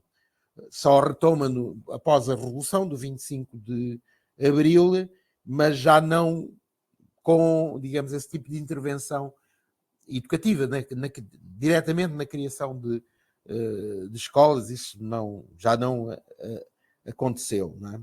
Tanto quanto sei. Mas, digamos, aqui penso que a grande ideia é a ideia da regeneração, e no caso da Escola Sindomnu e da questão da formação profissional destes jovens, não é, oriundos de meios populares, penso que é muito a ideia da regeneração também pelo trabalho. No fundo, o trabalho como o elemento regenerador que dá origem também a várias iniciativas neste campo da solidariedade ou da fraternidade, em que, digamos, dirigido a populações em risco, e em que o trabalho está presente nessas instituições, por um lado, como forma de aprendizagem de profissões e de trabalho no futuro, por outro lado, exatamente com essa ideia de que o trabalho é o próprio regenera, não é? Portanto, é fonte de regeneração. Não é? Em relação à última questão do Rogério, também totalmente de acordo, foi o que tentei dizer, a questão do autogoverno, da autodisciplina, digamos, são ideias-chave, tanto da Educação Nova, que tem muitos textos sobre isso, como eu disse, como creio no anarquismo, não é? E, portanto, a proposta é exatamente de que sejam as próprias pessoas, das casas, as crianças, os jovens, a auto-educarem-se, não é? Autodisciplinarem-se, não a partir da imposição, mas da criação de um conjunto de condições, de contexto, etc., um pouco como Rousseau faz ao Emílio, né, de alguma maneira, né, assim, de maneira não diretiva, né, para, no fundo, se autodisciplinarem, né, e se autogovernarem. Né. O exemplo que foi dado, penso que foi o Leonardo que falou nisso, também acontece hoje. Na verdade, é uma coisa que acontece hoje com algumas das escolas inovadoras que temos, algumas escolas alternativas que temos, não é? Ainda há poucos meses fui visitar uma escola que é pública aqui nos arredores de Lisboa, que está a ser muito conhecida por opções muito alternativas na relação à organização do tempo, do espaço, do currículo, etc. Não é? Fui com duas colegas brasileiras, por acaso, não é? E ficámos surpreendidos quando chegámos lá, porque não havia aquele barulho típico das escolas. Chegámos, entrámos, não havia barulho. E nós pensámos, bom, houve um equívoco, provavelmente não há alunos na escola hoje por alguma razão. Mas depois, até com o diretor, ele levou-nos a circular pela escola e os alunos estavam a trabalhar em grupos, mas não havia o barulho da escola, aquele barulho costuma dizer-nos que estamos perto de uma escola, não é? E, portanto, eu penso que esta aposta na autodisciplina, no trabalho dos alunos, na organização dos alunos, ainda hoje, ainda nas escolas inovadoras de hoje, enfim, continua a ser uma imagem de marca, que também transforma as pessoas, não é? Portanto, dos alunos que lá estão, designadamente no que se refere a essa questão do barulho, da indisciplina, etc. É algo também quando visitei a Escola da Ponte, por exemplo, que é bem conhecida aí no Brasil, também encontramos, não é? Encontramos alunos a trabalhar, organizados, auto-organizados, professores a fazer apoio tutorial, etc. Portanto, no fundo, penso que, comparando à distância, a Escola de Oficina número 1 era um pouco isso também, não é? Pelo que vemos nas fotografias. Não é? Este trabalho em grupo, a aposta no trabalho em grupo, na organização dos alunos, na autodisciplina, na autogoverno, etc. Penso que, apesar de tudo, as experiências inovadoras de hoje devem muito a estas experiências do passado. E, portanto, muito o que são as ideias destas escolas, da educação nova, das escolas anarquistas, etc., continua a estar presente. Enfim, os contextos são diferentes, claro, mas muitas destas ideias foram alvo de reinterpretação e vamos encontrá-las hoje misturadas com várias outras ideias, de Freinet, Vygotsky, etc., não é? Mas encontramos coisas parecidas de alguma maneira, não é? Hoje. E daí que os alunos dessas escolas possam sentir, digamos, algum desconforto quando se confrontam com alunos que não construíram, digamos, esse tipo de posturas, não é? É isso. Alguma questão mais? Opa, o meu microfone tinha travado aqui. Aqui no Brasil nós temos algumas experiências. A mais conhecida, sem dúvida, o senhor menciona aí a Escola da Ponte, né? Pelo que eu vi aqui no nosso chat, nós não temos mais questões. Mais uma vez, agradecer enormemente a presença, a participação e a excelente aula do professor Joaquim Pintacilgo. Espero estar com o senhor aí presencialmente muito em breve, né, aí em Portugal, né, a partir de fevereiro. A gente espera que o CNPq aqui nos auxilie, né, Rogério? Enfim, que não hajam mais bloqueios orçamentários como ocorreram recentemente, né, nos governos anteriores, e esse trânsito entre pesquisadores brasileiros e portugueses, né? O senhor também presente aqui entre nós será de grande monta, de grande valia aqui para o nosso programa de pós-graduação, né? Falando sobre educação profissional, sobre essa comparação dessas experiências educativas, pedagógicas entre Brasil e Portugal, experiências transatlânticas, né? Enfim, então agradecer mais uma vez, muito obrigado pela sua disponibilidade, pela participação. É sempre um prazer revê-lo, tá? Agradecer também ao colega Rogério aí pela participação sempre muito proativa nas nossas atividades. O Rogério vem sendo, nos últimos anos, um grande parceiro, além de um amigo pessoal, né? Um grande parceiro nessas aventuras e desventuras acadêmicas e científicas, né, Rogério? E agradecer também aos colegas do norte de Minas pela parceria, pela proposta do curso de extensão, enfim, as atividades foram gravadas, estão todas disponibilizadas no Moodle do Colégio Pedro II, no ambiente virtual de estudos, e também vão ser disponibilizadas pelo canal do LAED aqui, do Laboratório de Educação e Direitos Humanos do Colégio Pedro II. Mais uma vez, muito obrigado a presença de todos, obrigado, Rogério, obrigado, professor Joaquim, um grande abraço e espero revê-lo em breve. Muito obrigado, muito obrigado. Então, cá o espero em fevereiro. Grande abraço. Meses bem agradáveis, né? Isso aí. Um grande abraço. Deus. Até a próxima. Tudo de bom. Até a próxima. Um abraço para todos.